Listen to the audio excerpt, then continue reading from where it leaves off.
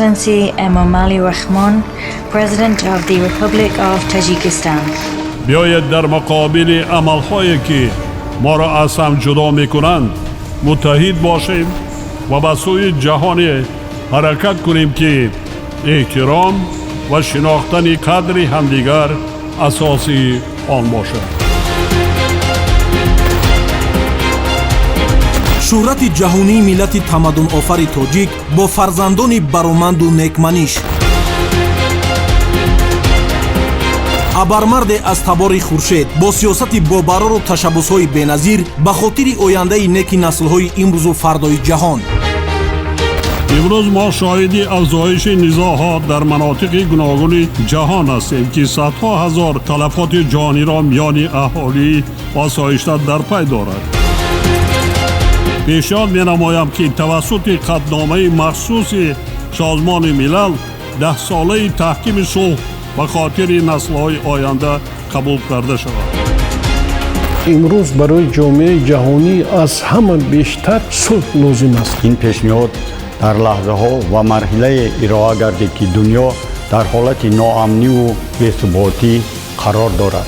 قبول این پیشنهاد بی‌شبهه برای تامین صلح و ثبات در سیاره مساعدت نموده و قتل و کشتار هزاران نفر آدمان بیگناه خاتمه می‌بخشد. صلح ارزش بنیادی است که سیاست و آینده تاجیکستان در اطراف آن رشد می‌یابد.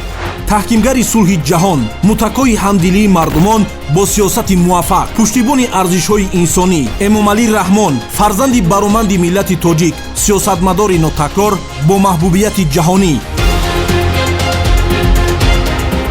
تجربه صلح آفرانه پیشوای ملت امروز در تمام جهان اعتراف گردیده است. درباره منطقه جهان پیشنهادی میکنند که سازنده است و باز هم خوشنودی آن است که پذیرفتن و شناخت جمهوری تاجیکستان در عرصه بین المللی از روی تاریخ ما و شما اگر باشد دوم شخصیتی است که همین ارزش ها را معرفی میکنند. شخصیت پیشوای ملت همچون یک سیاستمداری دارای اعتبار و نفوذ بین المللی برای تمام مردم تاجیک باعث افتخار و سرفرازی است.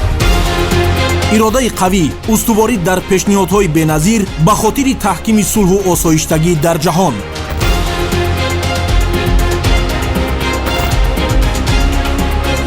امامعلی رحمان، حامی صلح جهان.